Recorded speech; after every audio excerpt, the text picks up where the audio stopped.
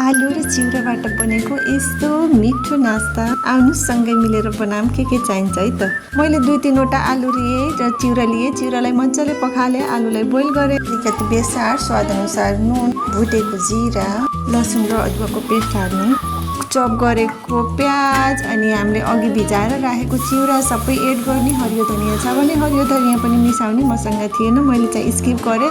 हजुरले खुर्सानी खानुहुन्छ भने खुर्सानी पनि मिसाउन सक्नुहुन्छ। मैले चाहिँ बच्चाहरूको लागि बनाएको छु, त्यही भएर खुर्सानी स्किप गरेँ। यसलाई मजाले मलमाल पार्ने अनि त्यसपछि आफूलाई मनपर्ने सेप, जस्तो सेप मनपर्छ त्यस्तै सेप दिने। मैले चाहिँ यस्तो लाम्चो लाम्चो सेप दिएँ। हजुरहरूसँग कुरा गर्दा गर्दा मैले चाहिँ सबै बनाएर पनि भ्याइसकेँ है त। हेर्नुहोस् त, मैले यस्तो सेप दिएँ। त्यसपछि तावामा हल्का तेल हाल्ने। हजुरलाई डिप फ्राई मनपर्छ भने डिप फ्राई पनि गर्न सक्नुहुन्छ। मैले चाहिँ तेल अलिकति कम हालेको। तेल हाल्ने, त्यसलाई तातो भइसकेपछि एउटा एउटा गरेर मैले हालेर उल्टाइ पुल्टाइ गरेर पकाएँ। मजाले हाम्रो नास्ता रेडी भयो। हजुरहरूले पनि यस्तै बनाएर खानुहोस्। Thank you.